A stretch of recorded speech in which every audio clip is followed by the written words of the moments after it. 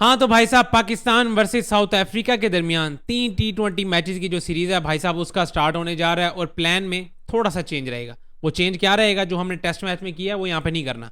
Test match में हमने toss जीत के पहले पकड़नी थी बैटिंग और आराम से अगली टीम को हरा देना था। ऐसा हमने सोचा था, लेकिन ऐसा हुआ नहीं। एक एक से बराबर करके आ रहे हैं, इसीलिए तो मैं कहता हूँ कि कोई नहीं रीसा साड़ियाँ। ठीक है, तो टेस्ट मैच एक एक से बराबर करके आने के बाद अब हमारे पास अच्छा मौका है कि T20 में अपनी टीम को आगे लेके जाएं, क्योंकि आगे वर्ल्ड कप T20 का आ रहा है। और उसी के साथ साथ प्लान में जो चेंज है वो ये है कि भाई साहब, हमारा जो पहला मैच है वो है पिंडी में। पिंडी की कंडीशन में बात ये है कि भाई साहब, यहाँ पे टॉस जीतना बहुत ज़्यादा ज़रूरी है, क्योंकि टॉस अगर आप जीतते हैं तो आपको पहले पकड़नी है बॉलिंग। सेकंड बैटिंग आपको ज़्यादा इजी हो जाएगी, क्योंकि जो कंडीशंस हैं इस टाइम पे, आपको पता है पाकिस्तान में वेदर इस टाइम पे, मतलब मौसम क्या चल रहा है। तो मौसम ये चल रहा है इस टाइम पे पाकिस्तान में कि थोड़ी सी रातें जो हैं वो ठंडी पड़ने लग जाती हैं, मतलब ओस वगैरह गिरने लग जाती है। तो वो ज़्यादा बैटिंग के लिए ना ज़्यादा फ़ायदेमंद हो जाती है। तो सेकंड बैटिंग मैं यही कहूँगा कि भाई साहब थोड़ा इजी हो जाएगा। और जो रिकॉर्ड्स बता रहे हैं पिंडी क्रिकेट स्टेडियम के, वो भी यही बता रहे हैं कि थोड़ा ज़रा ना टॉस जीतो, पहले कर लो बॉलिंग, ठीक है, और उसके बाद बैटिंग करो, आराम से चेज मारो, घर जाओ। तो ऐसा स्टैट्स बता रहे हैं। लेकिन पाकिस्तान टीम है, कोई भरोसा नहीं करना, कुछ पता नहीं है हमारा। हम टॉस जीत के भी चेज में भी हार सकते हैं। तो खैर देखते हैं, इस पर ज़रा बात बाद में करेंगे। अब भी ज़रा भाई साहब स्टार्ट करते हैं हमारी प्लेइंग 11 पे, कि प्लेइंग 11 कौन सी हो सकती है, क्या होनी चाहिए इन कंडीशंस के हिसाब से, और जो अवेलेबल स्क्वाड है। ठीक है, खैर भाई, बाबर आजम का नाम देख के मुझे याद आ रहा है कि अहमद शहजाद साहब, भाई आपको पता है बॉबी जैसे टीम में आता है अहमद शहजाद साहब उससे पहले आ जाते हैं मार्केट में। ठीक है, तो अहमद शहजाद साहब भी मार्केट में आ गए हैं। वो कहते हैं कि भाई साहब, आपने दोबारा बैकफुट पे चलेंगे हैं, आप दोबारा अपने ड्रॉप किए हुए प्लेयर्स को दोबारा टीम में लेके आ गए हैं। ठीक है, कोई फ़ायदा नहीं है। ठीक है, आप दोबारा उसी पुराने इंटेंट की तरफ चले गए हैं, आप अच्छा भला मूव ऑन कर चुके थे, ये वो बला बला, पता नहीं क्या क्या नहीं कहा अहमद भाई ने। आपको पता है बाबर आजम के बहुत बड़े फ़ैन हैं वो। ठीक, और जो तारीफ़ में इतने बड़े बड़े जो वो पैराग्राफ लिखते हैं वो भी आप सबको पता है। ठीक है, तो ज़रा उस पर मैं रोशनी डालते हुए यही बात करूँगा कि अहमद भाई, हमने एशिया कप में देख लिया। यकीन करो, जो हमारी इंटेंट वाली टीम थी ना, सब हमने निचोड़ लिया उसको। इंटेंट वाली जो टीम थी ना, हमने एशिया कप में सारा उसका हिसाब किताब लगा लिया। हमारे सारे इंटेंट वाले जो प्लेयर थे ना वहाँ पे, भाई बाबर आजम से भी मैं कहता हूँ गए गुजरे बने पड़े थे। ठीक है, अब हमारे साहिबजादा फरहान जो कि अच्छा खासा मार के आया, हम सारे उसकी तारीफ़ें कर रहे हैं, लेकिन अगर उसके स्ट्राइक रेट पर नज़र डालें तो 135, बल्कि इससे भी कम, 130 पे भी आया उस बंदे का स्ट्राइक रेट। तो इस स्ट्राइक रेट के तो बादशाह हैं यार बाबर रिजवान। और इन कंडीशंस के खास तौर पे मैंने तो पहले भी एशिया कप से पहले यही बात की थी कि भाई इन कंडीशंस में बॉबी को लेके जाओ। आपने ये जो इंटेंट वाला चूरन जो आपने एक बेच दिया ना मार्केट में, वो हमें भाई जलीली करवा गया है पूरे के पूरे टूर्नामेंट में। ठीक है, हमारा वो फ़खर जमान, ओए इससे बड़ा तो मैं कहता हूँ हमारा तगड़ा हिटर ही कोई नहीं। अभी फ़खर जमान के फैंस भी आ जाएंगे इसी में कमेंट सेक्शन में बातें करने के लिए। ठीक है, तो फ़खर चाचू ने भाई साहब उस तरह की बैटिंग नहीं की जिस तरह की बैटिंग हम मुझसे एक्सपेक्ट करते हैं, और वो हमेशा पावर प्ले में उस तरह की बैटिंग करता ही नहीं है। ठीक है, आप सारे बातें करते हैं कि भाई वो पावर प्ले का प्लेयर है, भाई साहब वो पावर प्ले में फिर भी वो तगड़ी बैटिंग नहीं करता। मिडिल ऑर्डर में आगे जिस तरह का वो डेंजरस हो जाता है, उस तरह की बैटिंग वो पावर प्ले में तो वैसे नहीं करता, तो उसका हमारे पास कोई फ़ायदा ही नहीं है। ठीक है, बाकी वन डाउन पोजीशन पे आके उसने कोई एक आधी इनिंग मेरा ख्याल है 50 की खेली है, बाकी तो उसने स्ट्रगल ही किया सारा पूरा टूर्नामेंट। ठीक है, कभी फिटनेस में चैंपियंस ट्रॉफी में भी हमने उसका यही हाल देखा है। भाई उसको रिजर्व में रखा है, मेरे हिसाब से उसको ठीक ही रिजर्व में रखा है। अब ज़रा बॉबी पे बात करें तो भाई साहब बॉबी का यही है कि यार आपने एशिया कप में देख लिया सबका, सैम अयूब का भी हमने देख लिया। ठीक है, तो बाबर आजम का ही बनता है यार। मैंने तो पहले भी यही बात की थी कि इसको इन कंडीशन में लेके जाना है। अभी हमारा अगला जो इवेंट है वो है श्रीलंका में। तो श्रीलंका में आपको पता है कि तकरीबन सेम ही इसी तरह की कंडीशन देखने को मिलेंगी हमें, साथ ही साथ थोड़ा पेसर्स को भी मदद मिलेगी। तो कंडीशंस भाई वहाँ पे बैटर्स के लिए वैसे भी मसला पैदा करेंगी। तो वहाँ पे वो बैटर्स लेके जाएं जो थोड़े से टेक्निकली स्ट्रॉन्ग हों और ज़रा ना गेम को लेके चलने वाले हों। ये मार धाड़ वाले सारे जो हमने एशिया कप में लेके गए थे, उन्होंने जो करना था वही करेंगे वो श्रीलंका में भी जाके, क्योंकि हमारा इंडिया में तो कोई मैच नहीं है ना। हमने खेलने तो सारे मैचेस अपने श्रीलंका में है। अगर हाँ इंडिया में अगर कोई मैचेस होते, हमने इंडिया में जाना होता, चलो फिर समझ आती कि हाँ यार इंडिया में चलो हम जाके ना ज़रा बैटिंग विकेट्स होंगी वहाँ पे ज़रा मार धाड़ कर लेंगे, तो फिर तो समझ आती थी मुझे।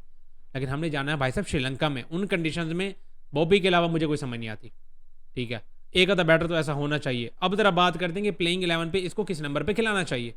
ठीक है, यहाँ पे मुझे अब्दुल समद नज़र आ रहे हैं एज अ ओपनर बैट्समैन। अभी मैं जो ये स्क्वाड पढ़ रहा हूँ इस पर मैं आपको यकीन करो इतना रायता फैला हुआ है ना कि मैं क्या ही बात करूँ। अब ज़रा बात करते हैं ज़रा ओपनिंग पे कि भाई ओपनिंग कौन कौन कर सकता है। अब्दुल समद को तो मैं स्क्वाड में देख ही नहीं रहा, मुझे नहीं लगता उसको स्क्वाड में खिलाएंगे, क्योंकि बाबर आजम फ़खर जमान वैसे रिजर्व में पड़े हुए हैं। ठीक है, बाबर आजम, सैम अयूब और साथ साहिबजादा फरहान, ये 3 कैंडिडेट्स हैं ओपनिंग के लिए। दोनों में से 2 ओपन आएंगे, एक वन डाउन पे चला जाएगा अपने आप ही। अब आप खुद देख लो कि किसको लेके जाना है। मेरे हिसाब से सैम अयूब और साहिबजादा फरहान को ओपनिंग करनी चाहिए, लेकिन ओपनिंग करनी चाहिए अपनी उस गेम के साथ जिस गेम के वो प्लेयर्स हैं दोनों।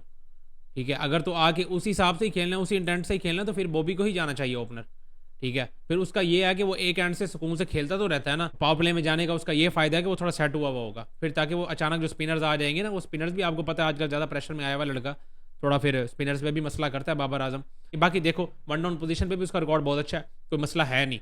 तो ये 3 कैंडिडेट्स तो हो गए ना भाई साहब आपके ओपनिंग पोजीशन पे और वन डाउन पोजीशन पे, ये तो 3 तय हैं, यही 3 ही खेलेंगे मेरे हिसाब से।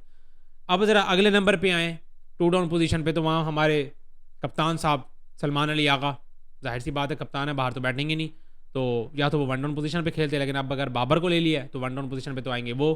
ठीक है, या सैम अयूब आ जाएंगे, क्योंकि साहबजादा ने जो अपनी पोजीशन दिखा दी है, परफॉर्मेंस दिखा दिया ना एशिया कप में, वो तो अपनी पोजीशन से हटने वाला नहीं है।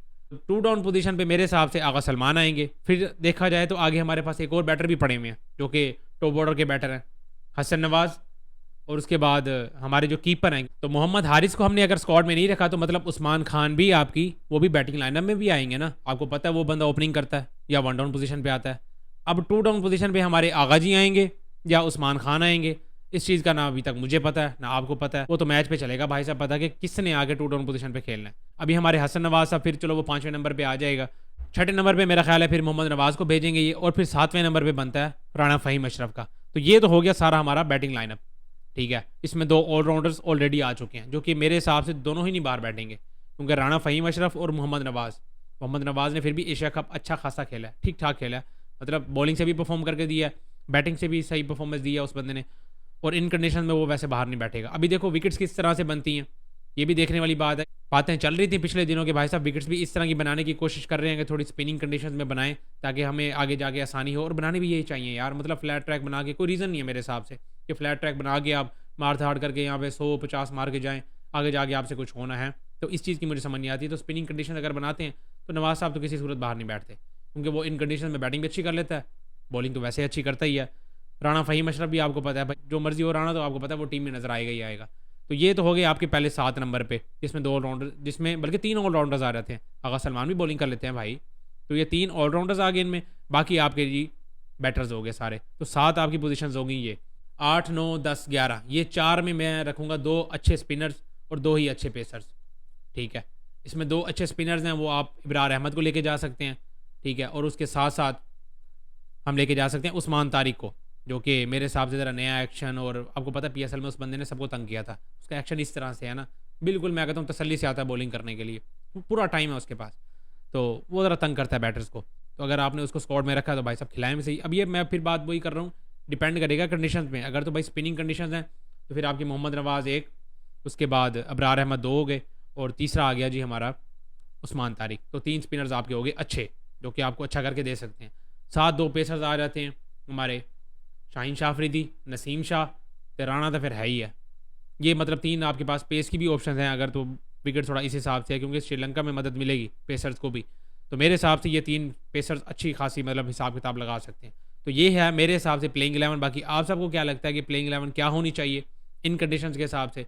ठीक है, और मेरे हिसाब से तो भाई ऐसा ही प्लेइंग 11 होना चाहिए, इसी तरह का कुछ मिलता जुलता, 19-20 कुछ आगे पीछे अगर हो जाता है तो ठीक है, कोई मसला नहीं है। बाकी कंडीशन देखते हैं किस हिसाब की बनती है भाई, अगर तो स्पिनिंग कंडीशन बनती हैं तो सबको मसला पड़ेगा। हमारे बॉबी साहब भी कम बैक कर रहे हैं, स्पिनर्स को माशाल्लाह से वो भी बहुत अच्छा खेलते हैं, तो उसके लिए भी बड़ा इम्तिहान है, T20 में कम बैक कर रहा है, और बड़ी बातें हो रही हैं। आपको पता है मार्केट में लोग निकल आए हैं सारे क्रिटिसाइज़ करने के लिए। वो मैंने ज़रा टेस्ट मैच में ज़रा बात क्या कर दी बाबर आजम पे, सारे मुझे ही पड़ गए। ठीक है जी, आपने ये बात, आपने जी बाबर आजम के बारे में उसने 50 कर दिया, ये कर दिया। भाई साहब थोड़ा ये जो है ना खोलो, ये जो ऊपर का माला है ना, इसको खोल के बात को सुनोगे ना तो समझ में आएगी। मैंने सिर्फ ये बात की थी कि वो हमारा तगड़ा बैटर है, मानते हो ना इस बात को, किंग मानते हो ना उसको, ये लफ्ज़ ये अल्फाज आपको ज़्यादा समझ आएंगे। ठीक है, किंग मानते हो ना उसको, तो वो जो किंग होते हैं ना वो ऐसी सिचुएशंस को निकाल के लेके जाते हैं अपनी टीम को। ठीक है, ऐसे नहीं कि खुद ही निकल जाएं बाहर, और उसके बाद आप पहले अपने दिन एक बैटिंग करके आए हुए हो, 50 करके आए हुए हो, मतलब 49 रन किए हुए थे, अगले दिन आप मतलब फ्रेश हो के आए हो दोबारा, आपके पास पूरा दिन पड़ा है, सुकून से बारी कुटो। ठीक है, उसके बाद आप आते साथ ही एक सिंगल लेके आउट होकर जा रहे हो। मैंने तो उस पर ज़रा सी बात क्या की, ठीक है, सारे मुझे ही पड़ गए। खैर भाई, पढ़े लिखे लोग हैं सारे, क्या ही कह सकते हैं इनको। तो ये थी भाई हमारी पाकिस्तान वर्सेस साउथ अफ्रीका के दरमियान जो T20 सीरीज़ का स्टार्ट होने जा रहा है, इसमें मेरे हिसाब से ये प्लेइंग 11 होनी चाहिए। बाकी स्क्वाड उनका भी आगे से अच्छा तगड़ा है, तो देखते हैं भाई कैसा ये T20 सीरीज़ गुजरती है हमारी, क्योंकि एक मैच पिंडी में है, 2 मैच लाहौर में भी हैं। तो यार ये ना कुछ सीन करा देना, इसको मेहरबानी करके जीत लेना, ताकि ज़रा टीम में थोड़ा कॉन्फिडेंस आ जाएगा। आगे हमने जाहिर सी बात है वर्ल्ड कप खेलने जाना है, अगर हमारी घर की सीरीज़ में भी हम हार रहे हैं तो फिर कॉन्फिडेंस तो कहीं से नहीं आएगा लड़कों में, ठीक है। तो ये सारी चीज़ें देखने वाली हैं। बाकी आप सबको क्या लगता है कौन कौन से प्लेइंग 11 में लड़के होने चाहिए? और जो अहमद शहजाद ने बाबर आजम के बारे में कहा है कि जी उसको आपने दोबारा स्क्वाड में लेके आ गए हैं, यार मेरे हिसाब से तो यही बनता है अब। और कि किसको पीछे कौन से आपके पास बड़े हुए हैं? तुरम खान जो आपने छुपा के रखे हुए हैं, जो अभी निकालने वाले हैं, तो निकाल लो उनको भी फिर। यही कुछ ही है जो कुछ है अब इसमें, तो ये अच्छा कुछ जो बन सकता है वही है। बाकी आप सबको क्या लगता है लाजमी कमेंट्स में शेयर करें। इस वीडियो में इतना ही, मिलता है नेक्स्ट वीडियो में।